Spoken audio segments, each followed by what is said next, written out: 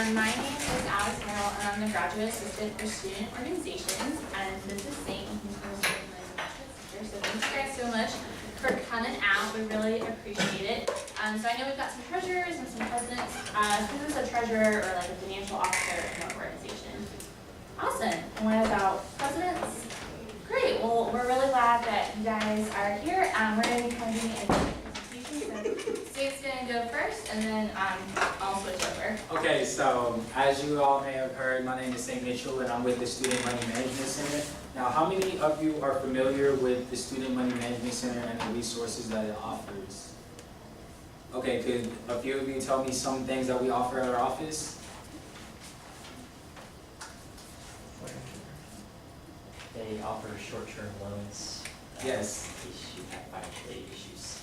Yes, so we do offer short-term loans up to $1,000 for emergency aid in our office, and it's typically to be repaid back in during the semester. Now, that's only one of the things we do at the Student Money Management Center. Does anyone else want to take a swing at some of the other services that we offer? I know that y'all do like presentations for other organizations and stuff. Do you like and stuff? Yeah. So you could definitely call us up. You could request a presentation for your student org. So if you ever wanted a budgeting presentation or a credit presentation, build your savings, anything that has to do with money or that pertains to money, we can present on. And on the other side of it as well, we also coach on those exact same topics in our office in Chestnut 313. So anything that we can coach, anything that we coach one-on-one that you may have a question on, we also present over. So if you want to check us out, you can check us out. So we're gonna get started today. So a few of the roles of the treasurer's position: receipts should be given for any money collected by the organization. Now, does anyone want to take a swing at why you would want to keep your receipts and want to keep track of your receipts? Yes, you in the back. If you don't, then like, you can't keep track of like, have people been illegitimately taking funds that have been appropriated for their own reason, etc. Yeah, and Taxes. yeah, so taxes. So like you both said, one, it's to keep protection on you as the treasurer, so they can make sure that you're maintaining your funds and that everything matches up. So if some of the members, like let's say your president comes up and is like, why is there this purchase for $200 here? If you have the receipts, you can bring it up and you can say, well, I have this $200 purchase for this, and this. It's also helpful if you keep your receipts and like you record them in a spreadsheet as well. So maybe a Microsoft Excel web sheet or just spreadsheet.com as well. And you could just keep track of each month of your expenses and your monthly spending as well. Require purchase approval for all purchases being made by officers, members, and advisors. Now, this only applies if you're doing a group-based budget, which I'll go into later. But basically, what this rule means is you are the treasurer. As the treasurer, you have been elected to monitor the money, and you have been in charge. You've been elected to be in charge of the funds of your organization. So, with that being said, you have the final say on what ultimately money is being spent on and what it's not being spent on. So a way to implement that is, like I said, this is a group-based budgeting. I'll get more into that a little bit later for the different types as well, but it's something good that you can implement. Pay all financial obligations promptly. Paying all financial obligations promptly is good for your org because you never want to just have outstanding debts just lying around. It's not going to go away. It's not going to get any smaller. So all you guys have to do is just pay your debts on time in an orderly fashion as well, so it doesn't come back and bite you back later. Keep good financial records in detail, including your organization's banking procedures. Now, you want to keep, like I said, in that spreadsheet, you want to keep track of all your purchases, going in, going out, and everything, because like I said, it's good to cover your own tracks. And also, when you transition as well, which I'll talk about a little bit later on, when you transition to a new treasurer and you're leaving the role, it's good for them so they can see some of this, like how you did it beforehand. So always keep track of your records. And regularly report financial records to leadership. So what you could do for that is, if you guys have like officer meetings or you guys have like group general body meetings, what you could do is, as the treasurer, you can have like a little segment where you just go up and you just talk about all the funds. That's what I do in my organization, and I'm a part of a fraternity. So every chapter meeting we go over our finances and like, this is the money that's going in. We spent this money on this event, this event, this event. We had this much money coming in from this event, this event, this event, and it's just all organized and it's all like neat looking. So here's a little bit of what this may look like if you are keeping track of your finances. So as you see up here, it has the name of the organization, monthly treasurer's report. So you can see the income for your membership dues, t-shirt sales, donations, interest earned, and the total income. It's all right here.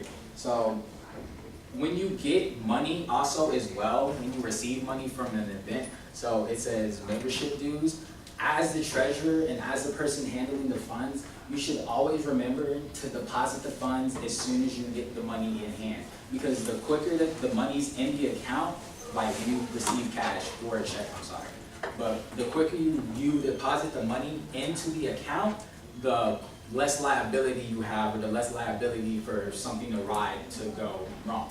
So just keep cash. Make sure when you get cash, make sure you put cash on your account immediately. As we continue on with the spreadsheet though, you can see the expenses written out, Albertsons, and there's a description for it as well. Notice how there's descriptions. If you're just recording your purchases with random numbers without any descriptive marks, it's gonna be hard to tell when you come back 3 months later and you're like, where's all this money going to and what we're spending it on, if there's not a description. So descriptive factors are very helpful as well when you're making your Excel spreadsheet. And then the ending cash balance as well. And this is just one type of way that you can do it. Like, this is just a spreadsheet. You just probably typed it up in a Word. Excel's a good tool that you can actually use. I keep pushing Excel because we have Excel for free. If you guys didn't know that, we actually have all of the Office products for free through our student emails. So you guys should take advantage of that because it's free. So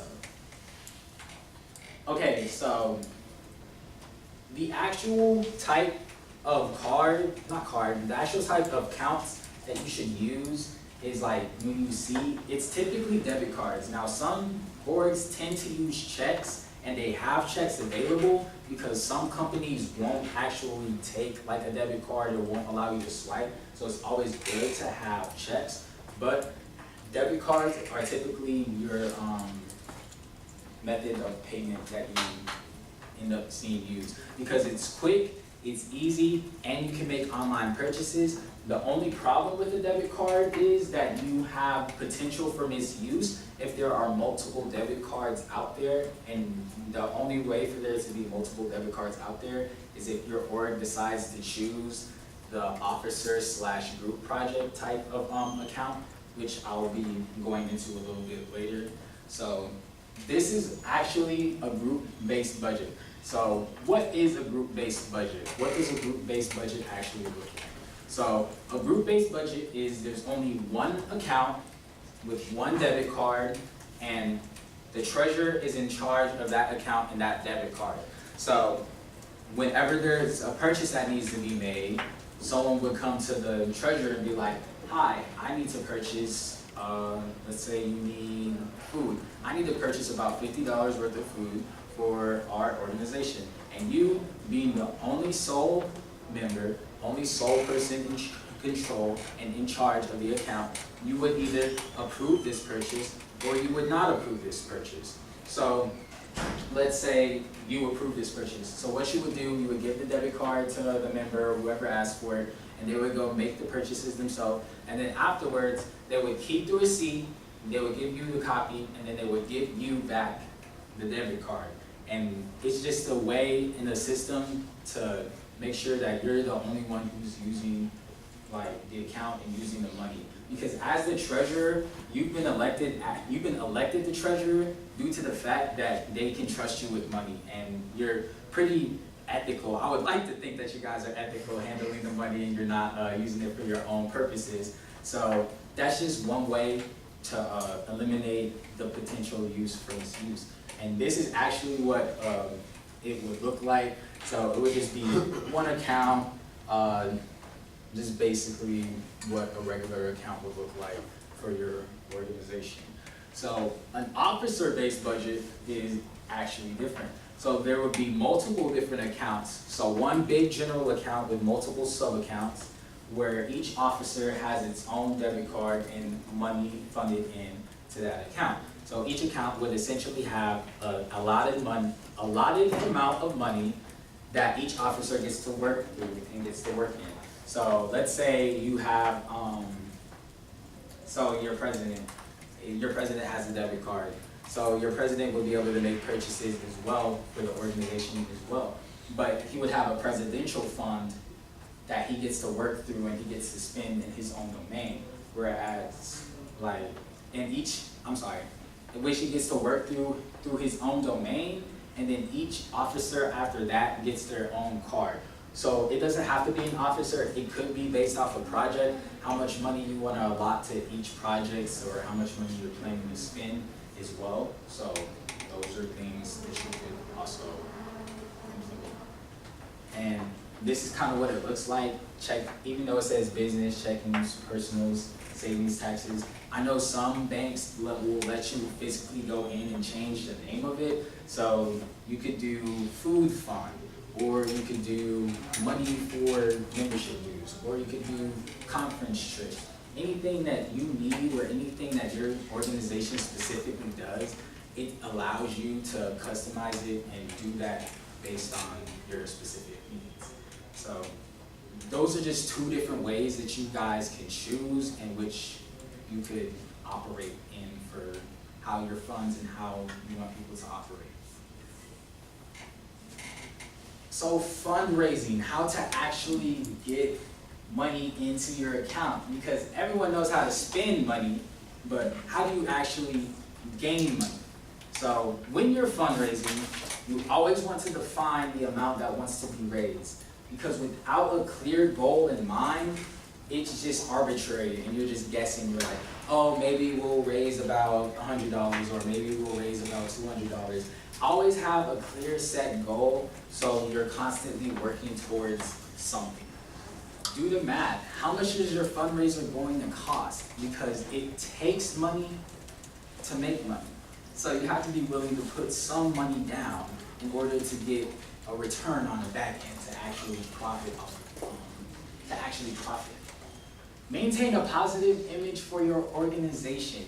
Is the fundraising activity that you decided to do actually in line with your constitutional bylaws? So, is it something that you represent? Is it something that you stand for? Is this fundraising activity going to make your organization look bad if you were to put it on? These are things that you have to constantly think about as you're deciding what to do for fundraising. You review UNT's policy fundraising guidelines and fundraise according to your mission as stated in your constitution. There's different types of fundraising, so how many of you actually heard of Eagle's Nest? Anyone want to talk about Eagle's Nest? Come on, y'all, let's get lively. All right.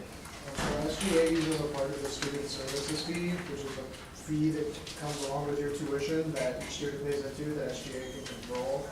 And Eagle's Nest can approve, I think, up to $3,000 for an organization's event to help you buy food, amenities, security, anything you might need. Yeah. It's pretty cool too. So, like he said, it's basically a panel, and what you would do is you would go to SGA office and you would apply for it, and after you apply for it and they look through your application, you sit in front of the panel and you would basically like pitch your event You pitch your idea, and then after that, they'll either approve you or they won't approve you. And after they approve you, it's free sailing from there. Homecoming applications as well, if you guys need funding specifically for homecoming, like you just fill out the homecoming application on, is it WorkSync, I believe? Yes, so for the homecoming application and when like homecoming, happens in October, November, whenever they set that next date, they'll release that application that's on the Student Activities website, and you should be able to find it on WorkSync as well, and you can go through and fill it out and go from there.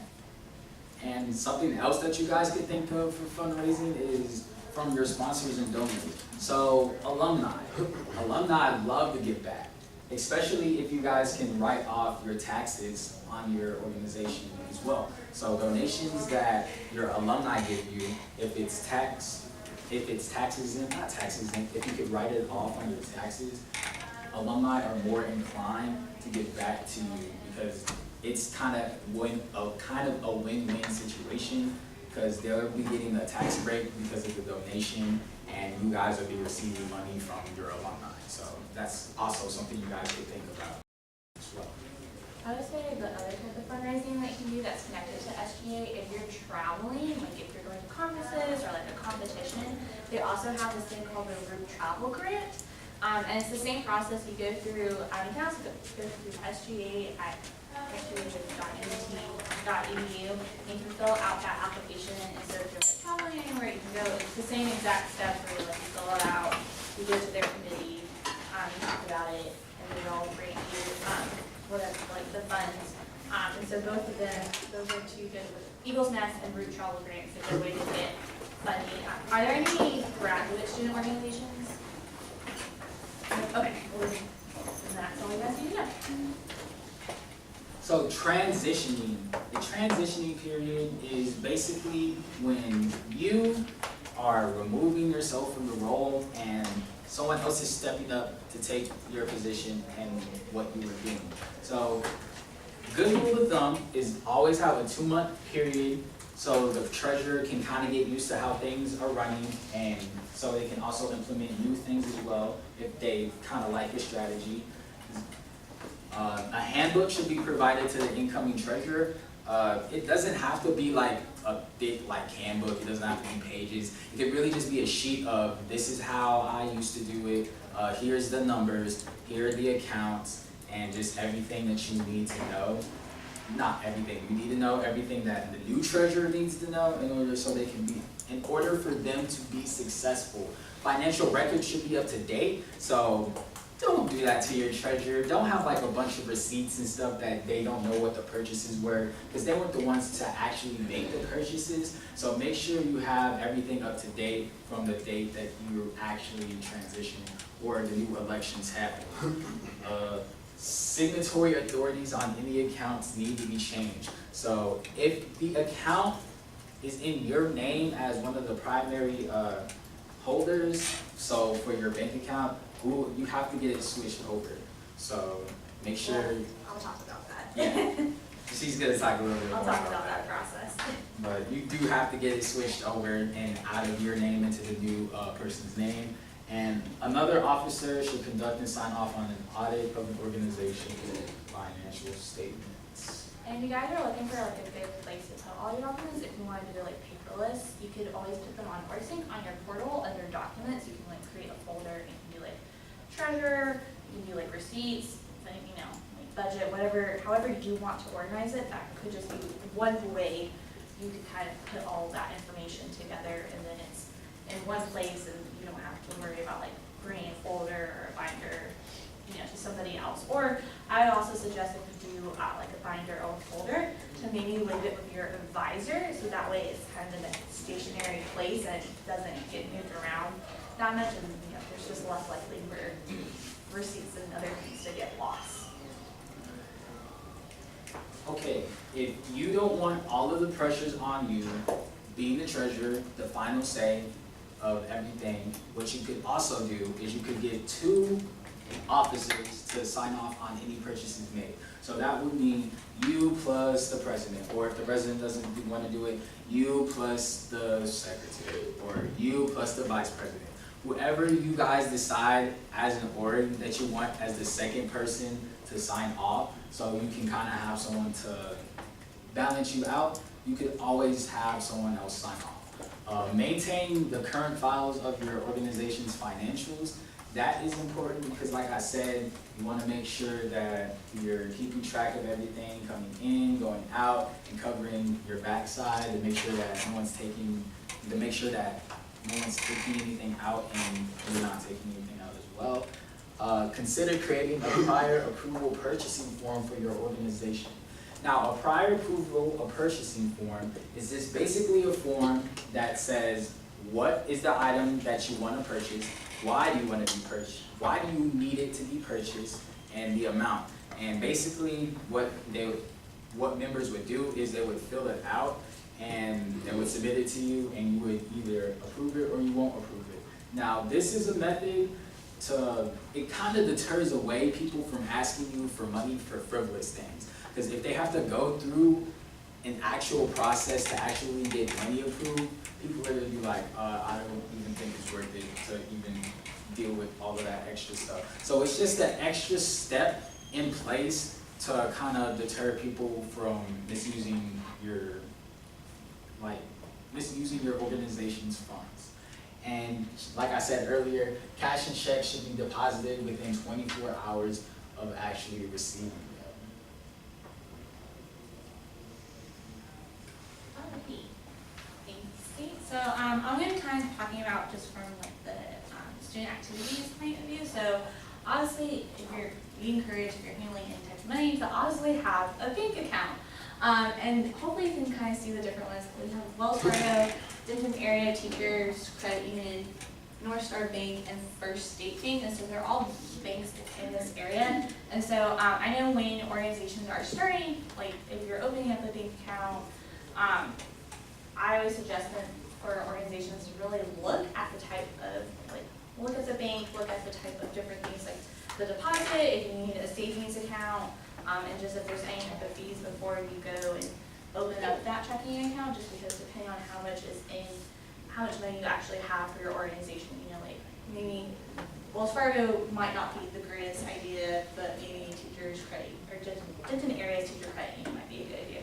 Does anyone have a bank that they like, or work with the organization, or any thoughts on the banks that you guys bank with?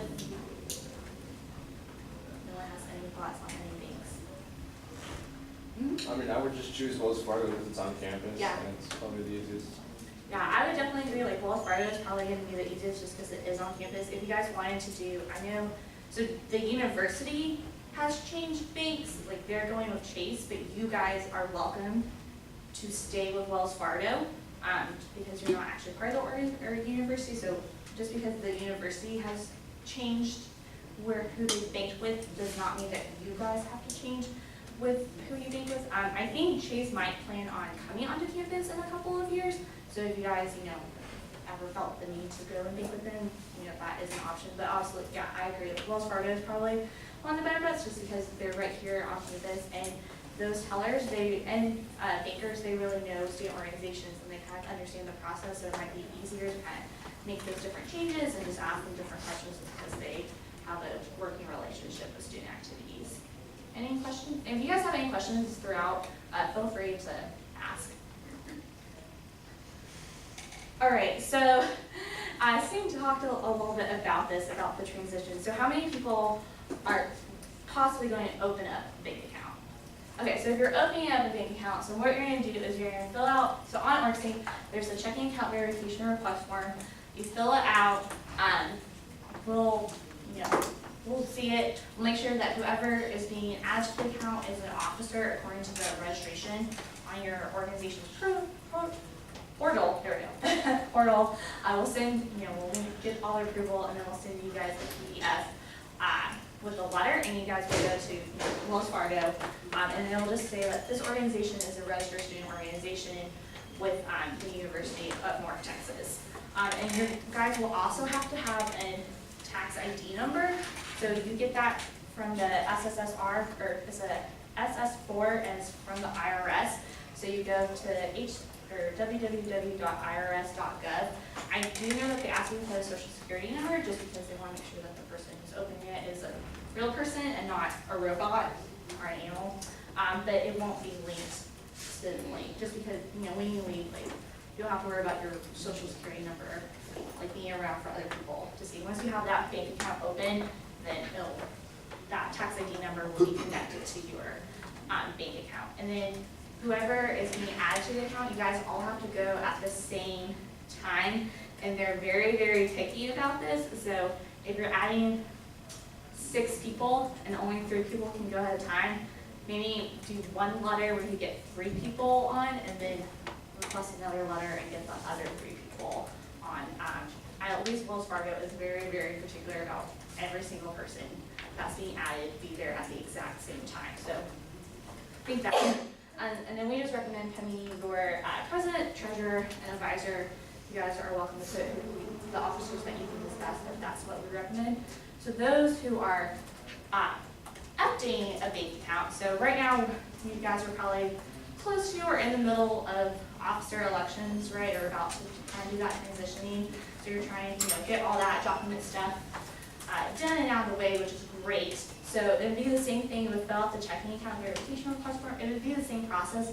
So the only difference is that we have the spring 2019 re-registered advisor and officer information, because probably the people that you want to add aren't officers on your registration form that you submitted in, for the spring 2019. So that spring 2019 re-registered advisor and officer form just says like, oh, these people are going to be officers, like they're part of this organization, they're not just random Joes off of Friar Street that just, want access to your bank account.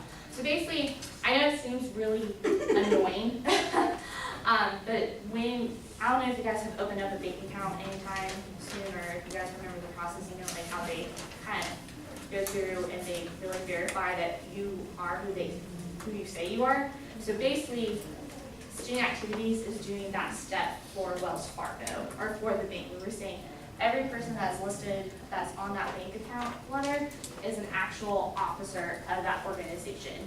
So we're just kind of doing that step for them so that when you go, hopefully you can just go and get all that done without them grilling you. So we're kind of the in-between people for that.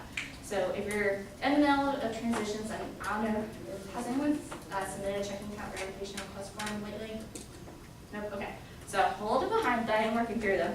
But I would also submit that spring 2019 re-registered officer and advisor information form, and we'll check and make sure that the needs match up, and then we'll be able to go and send those approval. I have a question. Yes.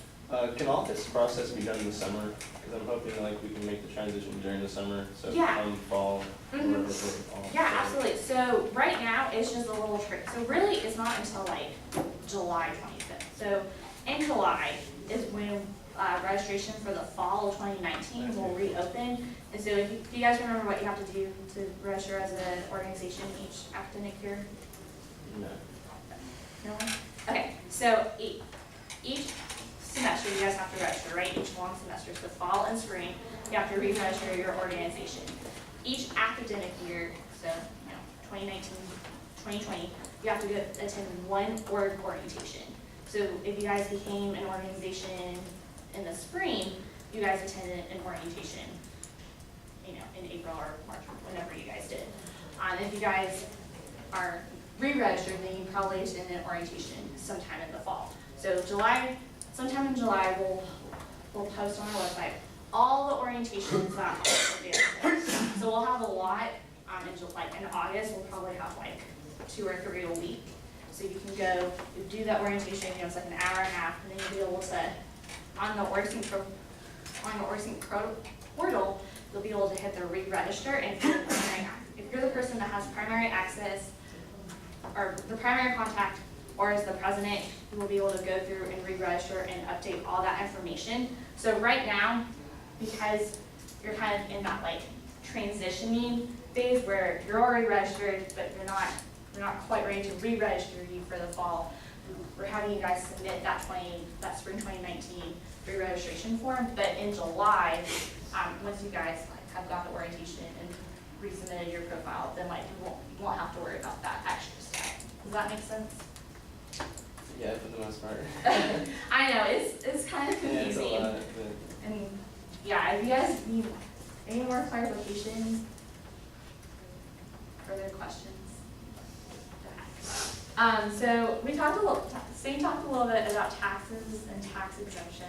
So I know it's kind of confusing, and if you have any questions, feel free to ask. And if I don't know them, I will write them down and get back to you with them, because it is a little tricky. So your tax ID number is the EID, so it's that identity number that gives given to the organization once you fill out that form from the IRS and like open up a bank account. So basically, if you have a bank account, that's your tax ID number.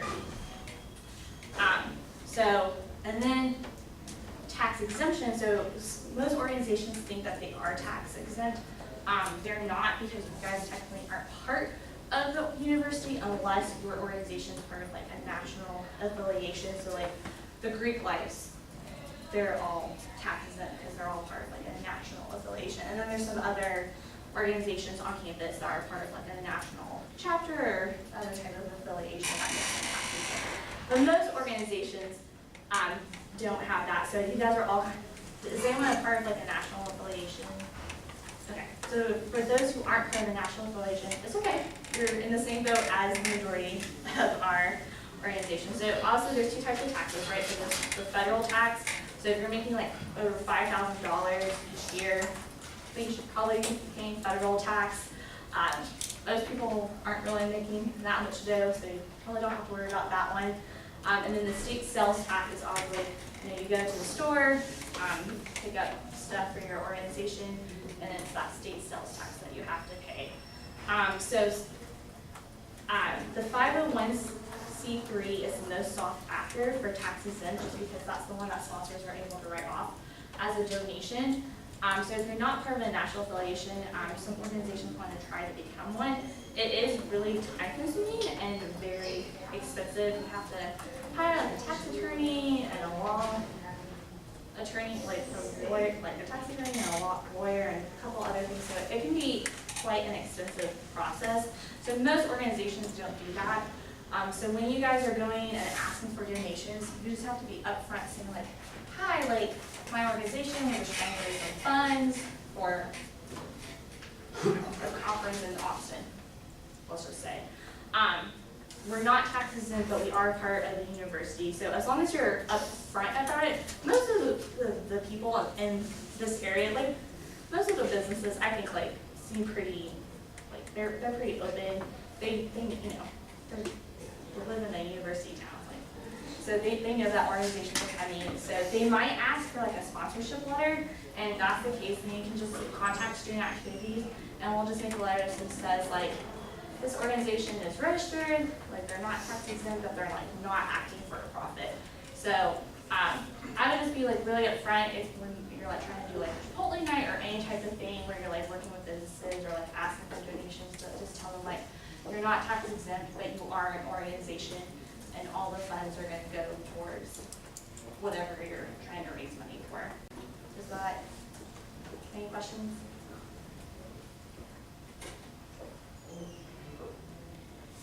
All right, so fundraising. So we kind of talked a little bit about fundraising. So there are 3 activities that are definitely not allowed. So raffles are actually illegal in the state of Texas.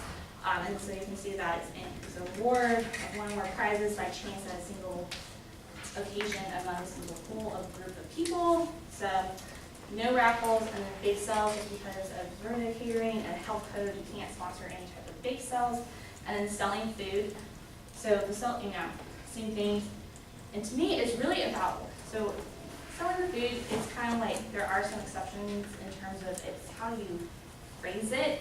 So you can't bring any like items that you bake in your own kitchen. If you go to Walmart and you get those packaged muffins or cookies, and you go out and say like, oh, for a cookie you get or for $1 you get a cookie, that's okay. But you can't like all right and say like, buy a cookie for $1. It's kind of like they label it more as like, for $1 donation you can get a cookie or a muffin or whatever prepackaged items you guys have brought onto campus. Yeah. Any questions on what's going on? So, Sam kind of talked a little bit about about fundraising, and you made a really good point about thinking fundraising in terms of your mission. So these are just kind of 5 different keys that Student Activities thinks could be helpful in having a successful fundraising. So one is answering the why. So knowing the mission of your organization, so what is your organization all about? And thinking of the personal motivation of your own members. So, some organizations can go off and do a car wash, but if you think your members aren't going to be into that, that may not be the greatest fundraiser for your particular organization. And then think about just the purpose of the fundraiser, what are you trying to do? The second is choosing the right fundraiser. So again, thinking about the sales, events, and then just how that all works in UNT policy. Third is creating we kind of talked about this, of effective organization, so that's, creating a fundraising goal, kind of thinking, establishing maybe a quota to try to set, or to get to setting that budget, thinking of your donations, of the different people that could come and sponsor you and make those donations, and then timelines. So, I think to have a really good fundraiser, you need to be pretty organized in terms of thinking, when is it going to happen, and then going backwards to saying, when is all the different stuff that needs to be done in order for this to be a successful fundraiser. Fourth is teamwork, so obviously thinking, the leadership of who is in charge of that fundraiser, how are they working with other people, really defining those responsibilities and having clear expectations for yourself and for your members, making sure that everything is done and being done according to plan. And then finally is action follow through, so getting your members to volunteer, keeping them going, and always thank your donors. People love doing thank you notes, especially handwritten thank you notes. It goes a long way, and maybe the next time you guys are doing a fundraiser, they'll be just as likely, they'll be happy to donate, or they'll be, so thrilled that you gave them the thank you note that they'll give you more money. You never know. And then celebrate. You guys worked really, really hard, and you definitely deserve to celebrate all the accomplishments that you guys did. And then evaluation. So, honestly, even if it was every great fundraiser, there's always room for improvement. So going back through and thinking about what went well, what didn't go well, what could be some things that could change. So then lastly, I just have a couple of fundraising ideas, and we do have a lot of this information on the Student Activities website, but these are just different things that you guys could think about doing. So you could have a walkathon, you could do a craft sale. I know we've got some organizations that are pretty crafty, that are more artistic based, so that could be a good way when you do your craft sale. I would say Student Activities might be helpful for this one, because if you notice, different departments have different dress codes, and some of the departments in the union are a little bit more lax in their dress code, and maybe you can kind of see if you can kind of sell different coupons to different things about your dress code, or even if the dean of students or anyone in Sage Hall, I think they have a little bit more professional, dress code type thing. So maybe you can see if you can do a jeans day on Wednesday or something, different things like that. So kind of paying attention to your surroundings and just thinking the different departments that have different dress codes, and maybe seeing you could think of a fundraiser that could work with that. Sports tournament, so you could, this is a sports tournament or a game night. You can do something where you charge an entry fee for people to come in and then have them participate, or you can have people pay to participate. So it would have to be either one. So this one I would just say be really tricky, because it could get into a raffle. So if you're going to do a tournament or a games night, you can have people either charge that entry fee and then people can just come and participate. Or if you were doing a basketball tournament, you can have people pay to participate in that basketball tournament. So you couldn't have both, where you charge that entry fee and have people pay to participate. Does that make sense? Maybe a charity ball. I know the Center of Leadership and Service, they did a big walkathon and eagle-thon, and they didn't really do like charity balls, but, you know, thinking of a good, charity, like the Cook's Child Hospital, that would be a good one to maybe raise some money for. And then some other ones is apply for grants. It's kind of the same thing, like with SGA and the Roots Problem Grant. There's different grants out there that maybe would work, be applicable to your organization, that your organization could travel for or could qualify for. And don't underestimate the power of a grant. If you find one and you apply, like some of those grants can give you a lot of money. Again, kind of working with a business, concession stand. I think this is a great one where you can, I think even Apogee, I feel like I went to a game in a local church group, like worked the concession stand, and I think they got part of those proceeds.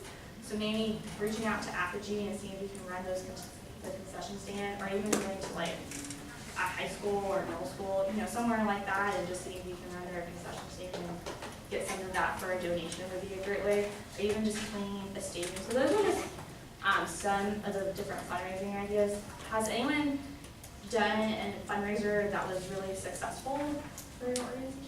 Yeah. Maybe the concession stand, Okay. Where did you do it at? it's the Colosseum. Okay, awesome. Yeah. Any other fundraising? We used to do softball tournaments, and we actually do like 3 and 2 outdoors, and you can request, the softball fields like for certain rate, or if you're doing tournaments here, they, like all for the officials and stuff are pretty pricey. Okay, cool. Anyone have like any other like possible like fundraising ideas that could work? Just questions, concerns, in general?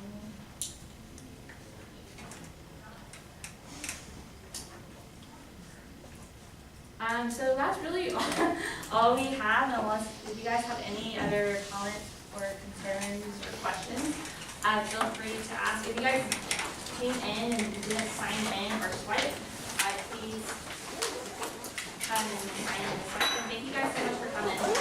Thank you.